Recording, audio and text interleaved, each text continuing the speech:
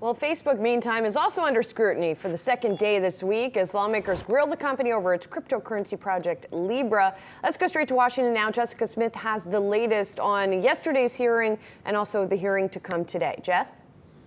Yeah, David Marcus, Facebook's head of Libra, has faced some tough questions so far on the House hearing. It's been going on for just about an hour now. We did hear from Chairwoman Maxine Waters at the start of the hearing. She outlined her concerns. She started by kind of listing the scandals that Facebook has had in the past. She compared it to companies like Wells Fargo and Equifax, and she just reiterated the point that she does not trust Facebook. She wants Facebook to stop this project. But we also heard from the top Republican on the committee, Patrick McHenry, who says lawmakers can either make Facebook a political talking point or they can conduct thoughtful oversight. Here's just one of my favorite headlines, which asks, is Facebook forming a crypto mafia as Libra Foundation members boost each other's businesses? Washington must go beyond the hype and ensure that it's not the place where innovation goes to die. Just because we may not fully understand a new technology proposal does not mean we should immediately call for its prohibition. But he did add, let's be honest, it's Facebook, and he is skeptical. He did say whether or not Facebook is involved, change is here, so lawmakers should not stop innovation really before it starts. Adam and Julie. Jess, the hearing yesterday was pretty heated. You got a chance to speak to one of the big critics, Senator Sherrod Brown, after the hearing. What did he tell you?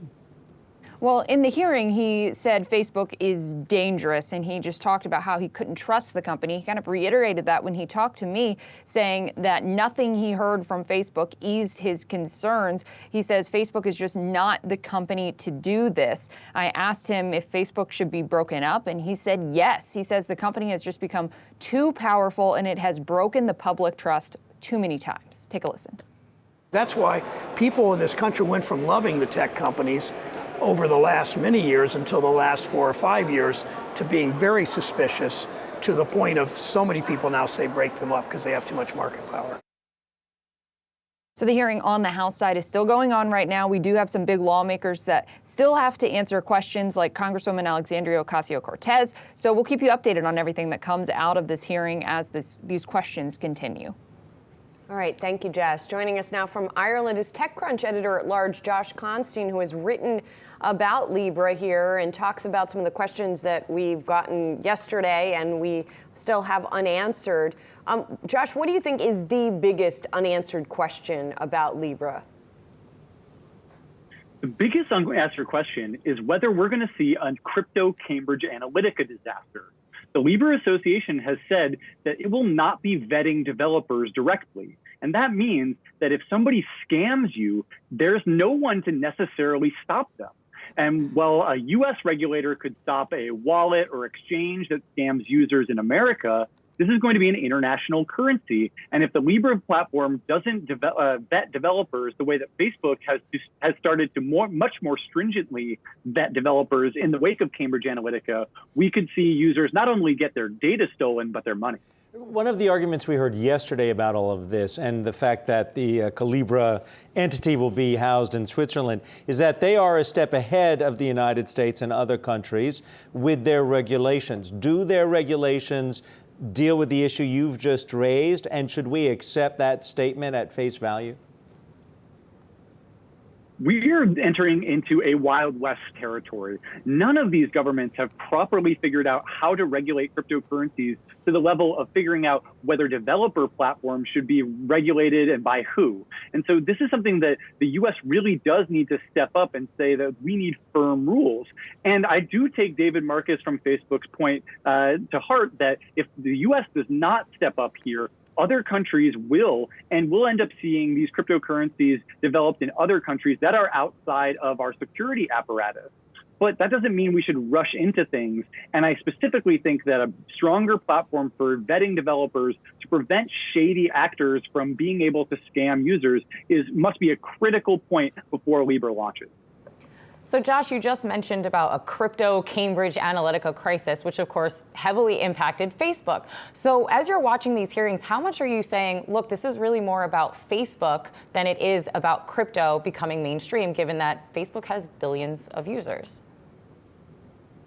This is about Facebook and crypto as a whole. The problem is that if these issues aren't resolved for Facebook, we'll just see other companies building the same kind of currencies, and they'll probably be under a lot less scrutiny. Because of Facebook's privacy problems over the years, the government knows that it needs to crack down on it, and because of Facebook's massive scale. But that won't prevent bad actors from using a different cryptocurrency, even if it never gets popular with the mainstream. And so a mainstream cryptocurrency that's under the blanket of regulators by being run by companies that are actually in the mainstream eye, I think would be a better answer to this problem.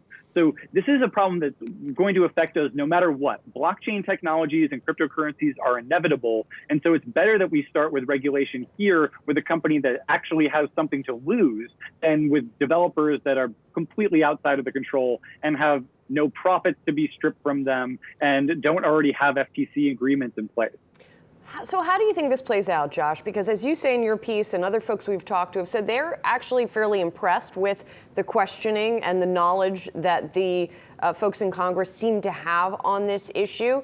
Facebook also seems to be releasing this at a pretty early stage. So is there a chance here that we could actually see Congress and Facebook working together to come up with something that makes sense and addresses some of these concerns you're talking about? Facebook has said that it won't launch Libra until the government's concerns are fully satiated. But the problem is that there's always going to be senators and House members that have a bone to pick with Facebook, as we saw those senators yesterday bellowing that Facebook is dangerous. And so it will be very tough to make sure that all of their concerns are relieved. And so it will be difficult, I think, for Facebook to get this out on time. It was smart to put out its white papers and start talking about this so early so it has time to deal with these regulation problems. But given how slowly we've seen the government move on privacy regulation, years on from the 2016 election hacking issues and Cambridge Analytica, we still don't have anything like a GDPR law for the United States. It's difficult to imagine that in just 6 months, they're suddenly going to have cryptocurrencies right under their thumb. It's true. All right. Sobering reminders here about all of this from Josh Constine, editor-at-large at TechCrunch. Thank you. My pleasure.